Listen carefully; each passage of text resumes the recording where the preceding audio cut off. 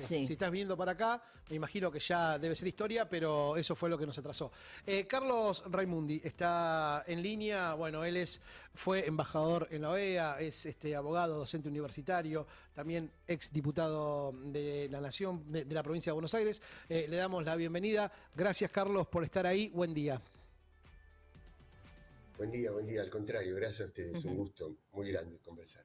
Igual, para nosotros, por supuesto. Bueno, Carlos, íbamos a hablar de un montón de cosas, pero entre ellas, ayer a la noche, surge este atentado a Donald Trump. Me gustaría saber qué estás pensando por estas horas con lo primero que va llegando, ¿no? Claro, todavía es un poco prematuro, pero uno puede ir ensamblando piezas del rompecabezas, ¿no? Todavía no las tenés todas. Yo los escuchaba recién y es cierto, hay un par de muertes. Quiere decir que eso, para una persona normal, una persona del común, uno se pregunta si fue una cosa preparada, cómo se paga el precio de esas muertes, ¿no? Pero al mismo tiempo, eso sería lo más lógico desde un punto de vista mínimamente humano, ¿no? Ahora, a esta gente no le interesa la vida, le interesa el poder, le interesa manejar dinero, es decir, ellos piensan la realidad, se hacen una composición de la realidad desde valores y desde escala de prioridades muy distintas a las nuestras, donde lo primero no es la vida. Entonces ahí uno dice, no lo sé. Segunda pieza del rompecabezas. No estoy afirmando nada, simplemente estoy tratando de aproximarme a una idea general que todavía no la tengo hecha.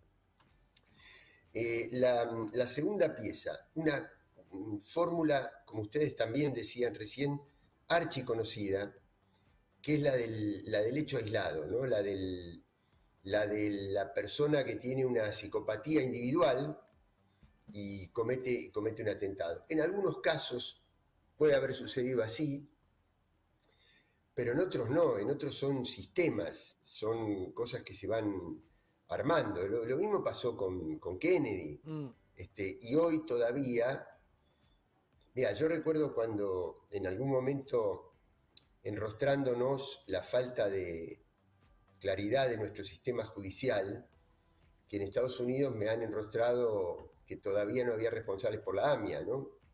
Y tienen razón. Pero inmediatamente yo les retrucaba, bueno, ¿quién mató a Kennedy? Claro. ¿No? Por ejemplo. Entonces, que nadie se pretenda erigir como modelo. Y la última pieza, que me parece la más importante de todas, la que está como plataforma, como base de todo esto, es que el sistema de los Estados Unidos, que gobernó el mundo durante prácticamente un siglo en disputa con la Unión Soviética, con otros actores, pero en los últimos 30 años lo gobernó en absoluta exclusividad hasta el ascenso de China, está en una decadencia fenomenal. Porque ayer se agrava esto contado, pero nosotros tuvimos un debate paupérrimo hace 20 días. Tenemos Totalmente. a un presidente al cual no solamente los legisladores y muchos medios periodísticos que son afines al Partido Demócrata, sino los donantes, lo que se llama donantes, los que aportan a la campaña, que son los que necesitan que sea electo para que después le pueda hacer todas las leyes y pueda tomar todas las medidas de gobierno en función de esos intereses económicos que le financiaron la campaña, le están diciendo bájese porque no está en condiciones de ganar.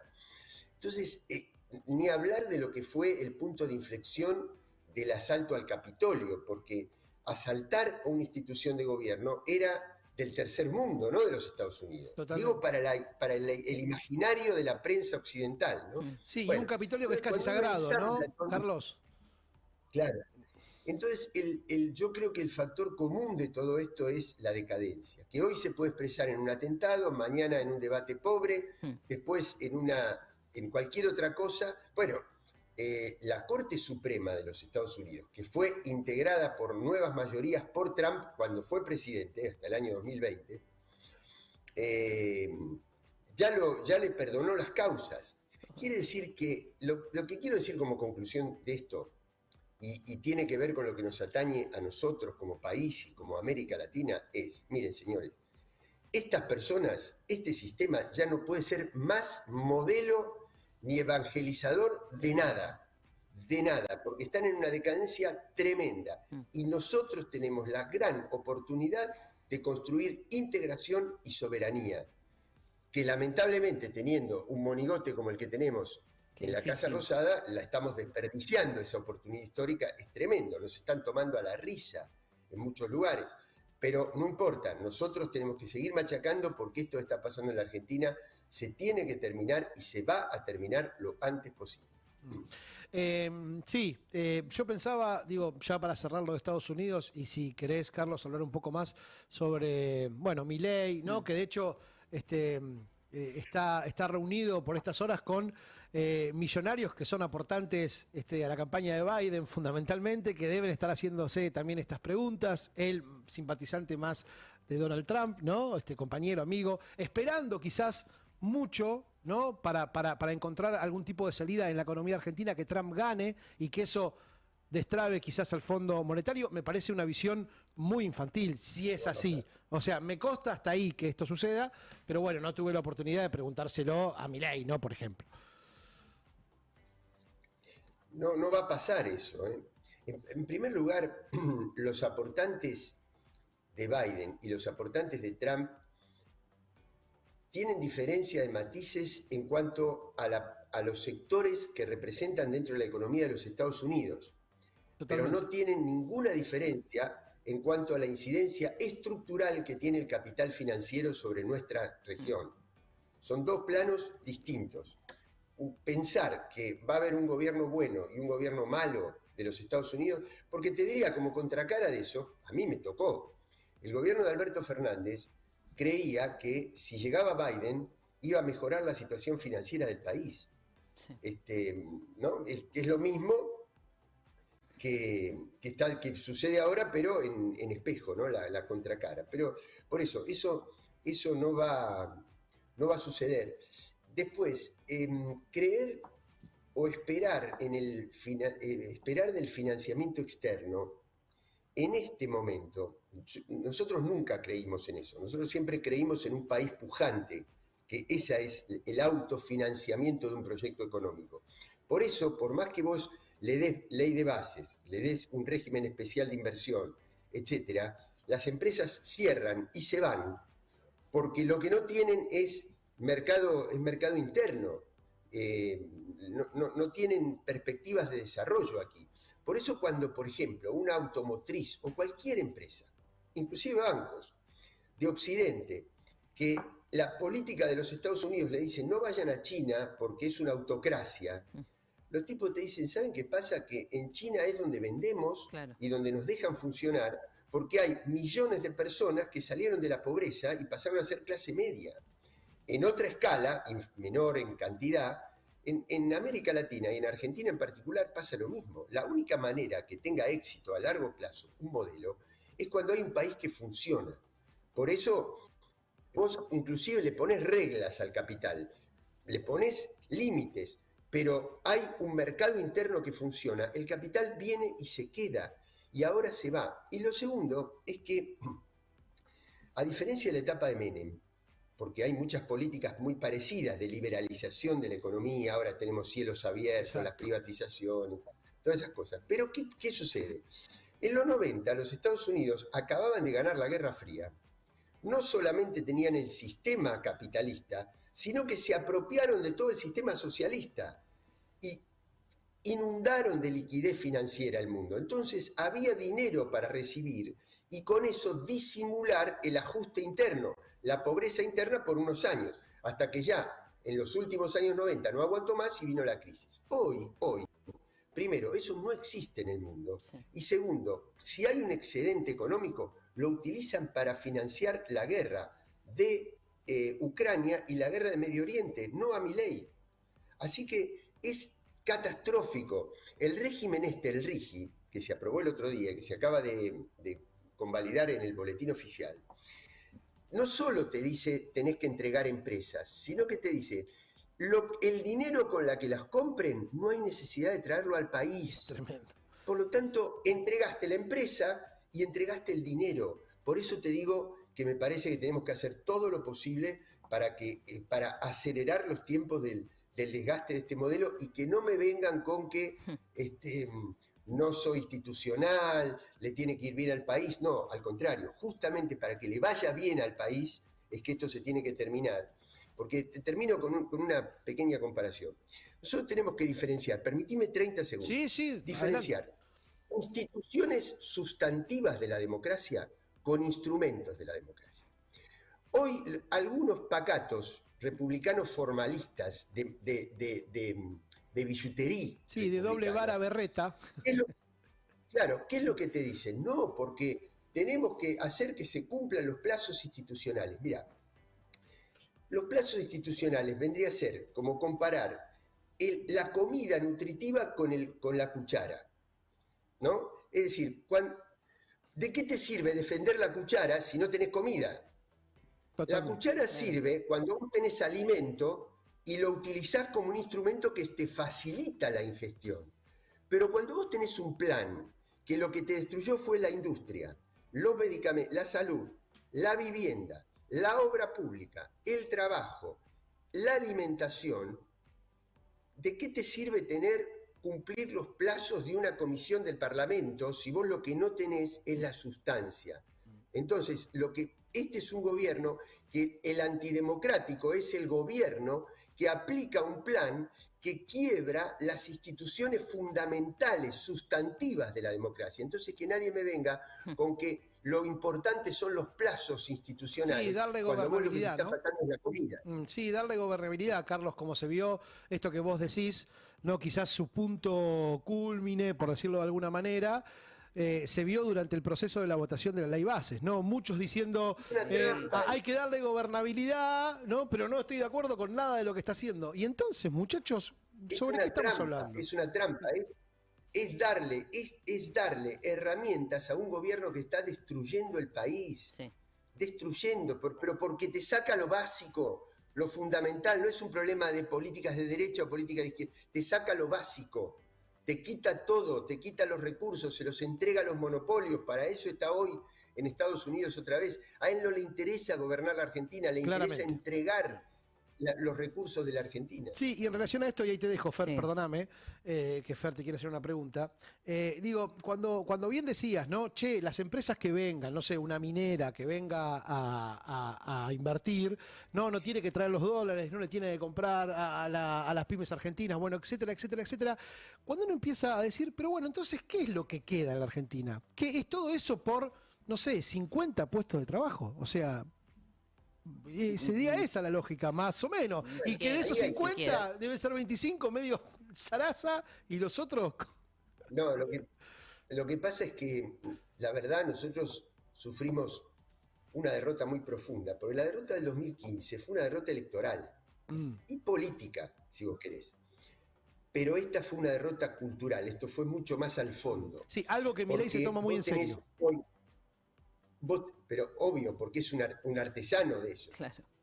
Es decir, él ganó en el territorio, no en el territorio, porque ganó en provincias que jamás visitó, sino que ganó en el territorio simbólico, en el territorio de las redes, de las plataformas y de los valores culturales que se transmiten a través de eso. Entonces vos tenés gobernadores que te venden el país por una rotonda, para terminar una rotonda.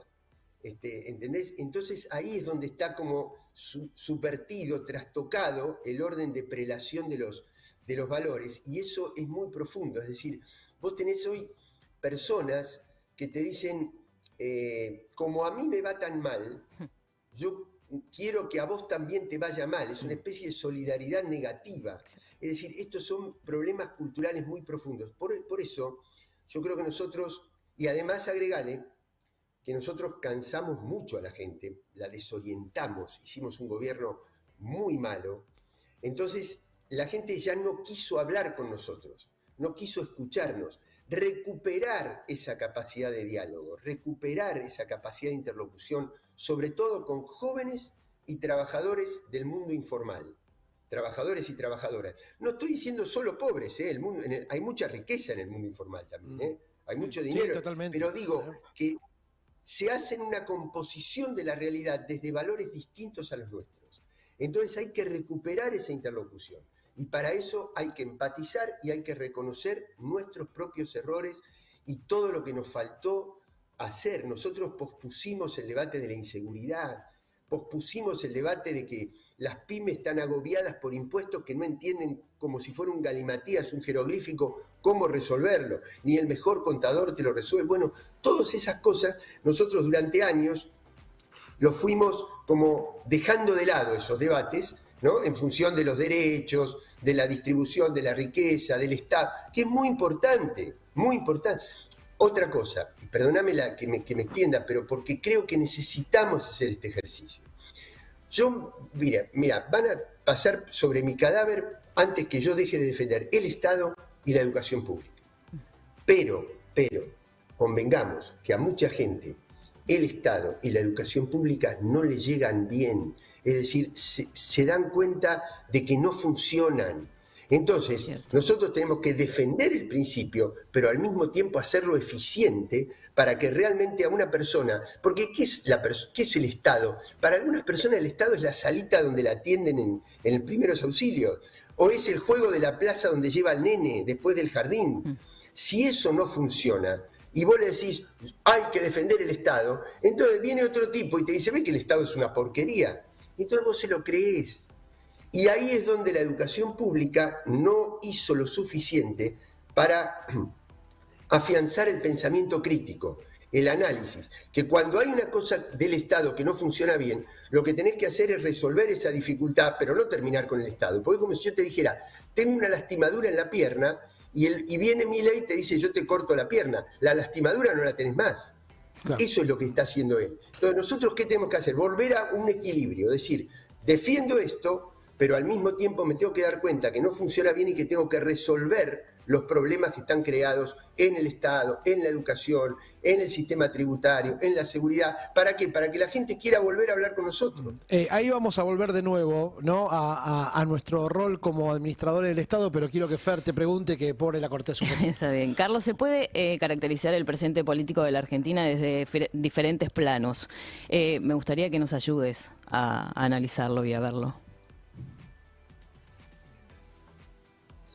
Sí, mira, no, pero yo creo que hay uno que es fundamental, que es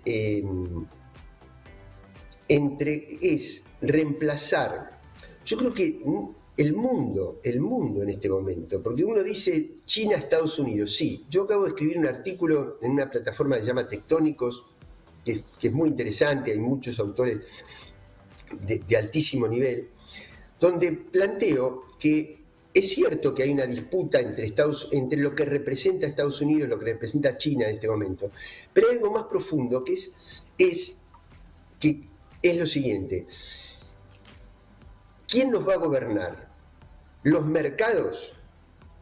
Las grandes plataformas, son 8 o 10 grupos, comercio electrónico, servidores digitales, empresas de armamentos, grandes laboratorios que proveen medicamentos, alimentos y semillas o fertilizantes. Podés agregar las mineras, pero petróleo, todo eso sostenido por los fondos de inversión financiera. Esos grupos te dicen, yo tengo mucho más recursos que los estados. La humanidad depende de nosotros porque si no hubiera internet nosotros no podríamos estar conversando en este momento. Claro. Y tercero, tengo el liderazgo tecnológico.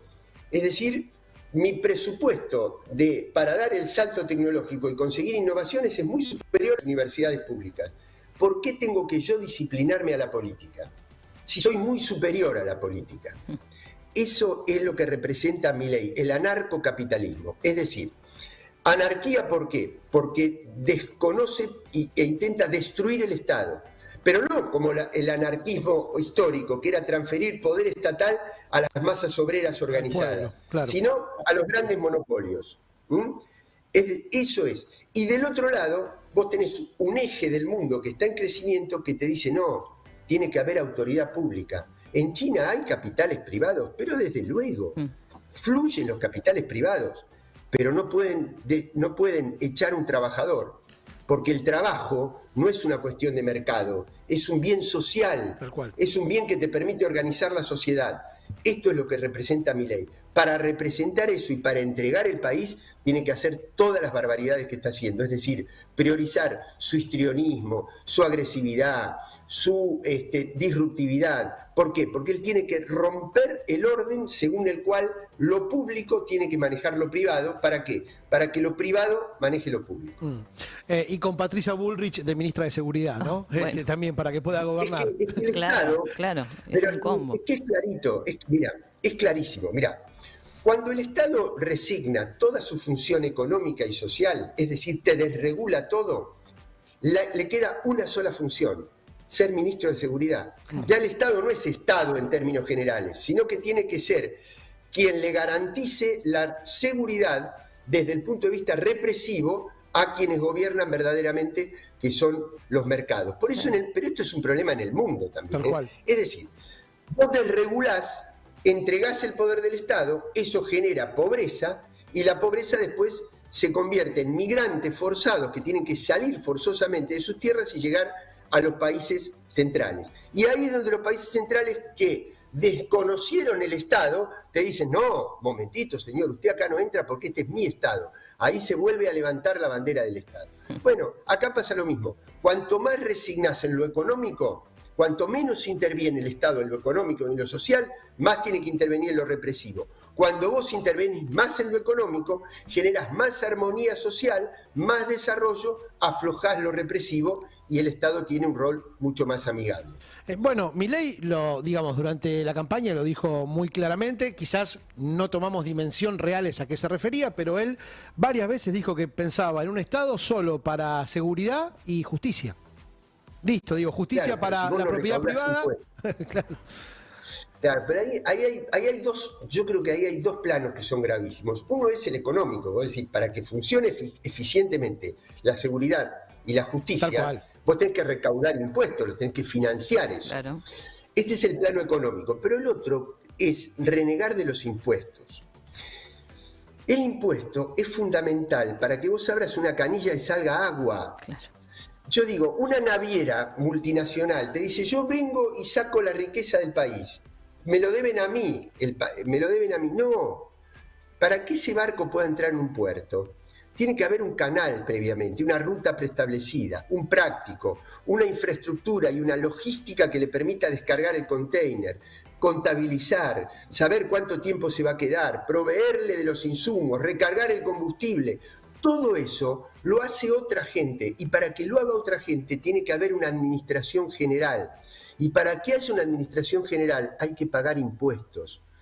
Y pagar impuestos, hacer aportes solidarios en el sistema tributario, redistribuirlos equilibradamente. Todos esos valores son los que está destruyendo Milei. Todos esos valores. Entonces, es en el plano económico la destrucción y en el plano cultural. Por eso no va a haber recuperación económica hasta que no recuperemos nuestro criterio para definir determinados valores que son fundamentales. Dar la batalla cultural como la dio él para destruirnos. Carlos, te hago la última, te voy a cambiar rotundamente de tema. Te voy a preguntar sobre Bolivia. No lo hablábamos, digo, cuando decíamos que sobre qué íbamos a charlar, la verdad no lo llegamos a conversar, pero quiero aprovechar tu conocimiento sobre este mundo en tensión y preguntarte qué crees que ocurrió en Bolivia en ese intento de, digo, y como ex integrante de la OEA, ¿no? Por eso justamente de ahí hago el anclaje, ¿no? De la pregunta, ¿qué crees que pasó en Bolivia, ¿no? Porque pareciera que no tiene que ver, pero sí tiene que ver con lo que estamos hablando, en ese intento fallido de golpe. Digo, ¿lo pensaste? ¿No estás muy al tanto?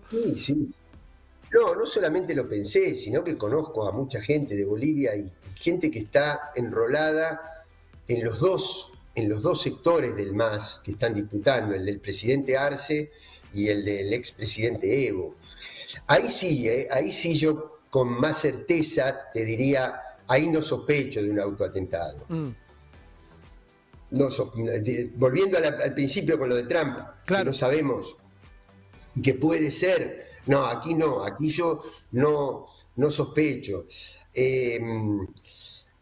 Mira, hay que estar en Bolivia. Yo ayer estuve en una conferencia internacional donde hubo una representante de Bolivia muy ligada a Evo y dice que quienes están conspirando contra Evo son los propios integrantes del gobierno, que no lo quieren dejar presentar a una nueva elección. Ahí hay un problema. La Cámara de Bolivia te dice que no puede haber más de 2 mandatos y Evo ya los tiene. Entonces, es delicado. Lo que yo veo desde fuera de Bolivia, ¿qué es?